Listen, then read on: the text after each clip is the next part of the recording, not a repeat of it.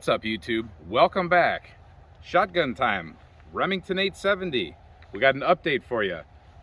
That polymer crappy stock that just was garbage that wasn't going to work, wham bam, it's fixed. Boyd stock, beautiful laminate stock, decent butt pad. I wouldn't say that this butt pad is what I'll, really prefer, but better than the one that was on there. Foregrip, she's better. Wood feels so much better than polymer. Now, this is not an advertisement for Boyd's. I purchased this with Camera Guy's money. He doesn't even know that, but he just found it out. Hope the camera didn't flinch. This gun has never been shot. We were saving it for you guys. We wanted to shoot it after it was right. I wasn't gonna shoot it with that crappy composite stock. So this is a first shots video of the Remington 870 Super Mag in 2022. I think the gun might have been made last year or the year before, I'm not sure, but at least I bought it this year. Now, as you can remember from the previous video, I was extremely disappointed in the way this gun came from the factory. It just doesn't seem like a tough shotgun, like a nice shotgun. It doesn't seem as finished as the old classics were, ones from the 80s. But, it'll do. As long as it functions. That's what a lot of the comments says, well, how's it function? How's it function? And I just haven't been doing it yet because I wanted to save it for a video for you. So now that it's here, we're gonna run a variety through it. We're gonna run the typical Dove bird target load, whatever, 7.5 shot, 1,200 feet per second, 1 1/8 ounce load. Your typical Walmart garbage crap target. We're actually gonna start here with 2 3/4 inch slug. We're gonna move to a 3-inch slug, and then we're gonna go to something pretty crazy. You don't see this ever. This is a Lightfield Commander IDS Plus. This is a slug, a 3.5 inch slug, that you don't find anymore. They don't make this anymore. You can rarely find this on some of the auction sites. Lightfield just will not produce hunting ammunition anymore. They really like doing the rubber balls and less lethal stuff, so we don't get this anymore. But I have some, and I wanted this gun specifically to use this because I just want to smoke a deer one time with it and see what they do. In the meantime, let's do some testing with it because I have just enough to see how it tests and patterns before I shoot a deer. Anyway, like I said, I challenge you to find a company out there that makes 3.5 inch slugs. If they do, please tell me about it in the comments because this is the only one I know about, but this should be a horse. I want to see how that feels out of this gun. Being a light gun that doesn't seem to be very sturdily built, I want to see how bad these feel out of it, see if it's a decent gun with that particular load. Also, I plan on hand loading a lot of 3.5 inch, including 3.5 inch slugs, so those are all the reasons I want a 3.5 inch shotgun. So many people in the comments said, why do you need a 3.5 inch? Well, I like 10 gauge and I like 3.5 inch 12 gauge. It's just me, I punish my shoulder. All right, we're about 30 feet off that steel. We have a crossbar safety. There's already 1 in the pipe. 1 in the pipe, 4 in the magazine for a total of 5 in this gun. Hunting gun, not a home defense. Crazy wild tube, but we'll take it.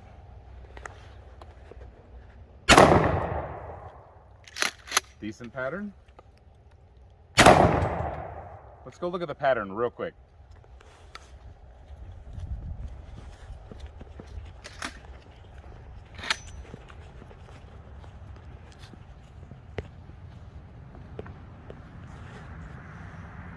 That's the pattern we get at that distance with basic hunting loads. Now, people argue against birdshot for home defense all the time. I'm telling you, spray people with that as they're coming in your front door. Any gun's a home defense gun, even a birdshot loaded shotgun. Let's move along. Overall, the gun is pretty smooth to run. I'll just do 3 in a row and you can watch it.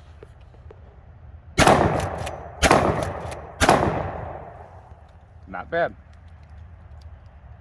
Raining lead. All right, now we're at 25 yards off that plate to the left. We're gonna use a Federal slug, power shock slug, that's going at 1,600 feet per second. 1610, it's a 1 ounce slug. Let's try to see what kind of accuracy we can get on just a bead sight. And again, they put a silver bead sight on here. I don't know why they did that. I much prefer gold bead.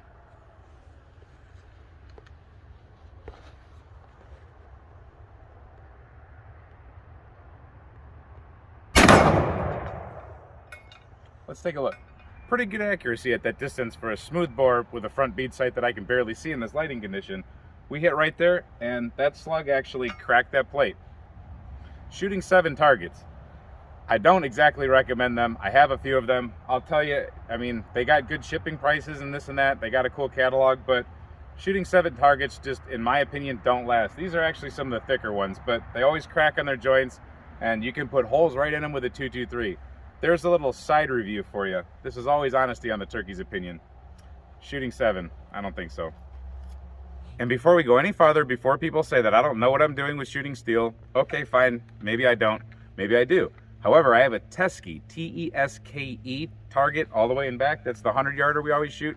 That thing's been through thousands and thousands of rounds of everything you can imagine. Like point blank, I'm talking point blank slugs. I know that's not smart, but I finally put a hole in it the other day with some crazy stuff. But other than that, that plate's taken 100 times what that plate has taken. Anyway, back to the show. So we have Remington Sluggers. Now this is a 3-inch Magnum. This is 1 ounce, and they say that this is going, see if I can find it, 1,760 feet per second out of a 30-inch test barrel. Now that last slug didn't exactly feel light, so I'm assuming this one's going to feel just a little bit tougher. Let's see how accuracy is, or let's see how my accuracy is. Let's see how the target takes it.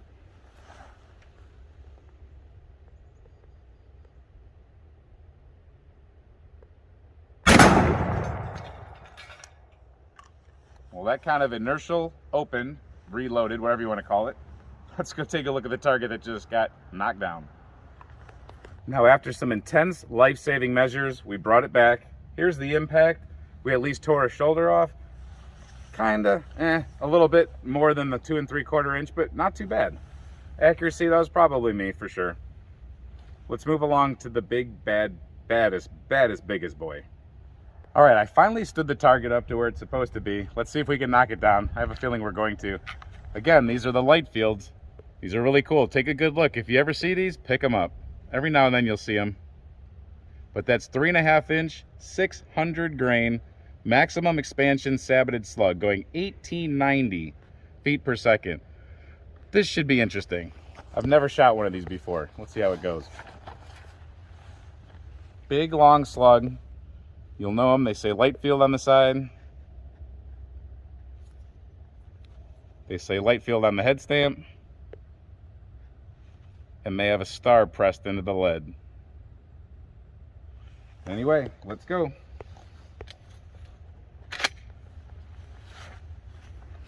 Camera guy, you ready to catch me?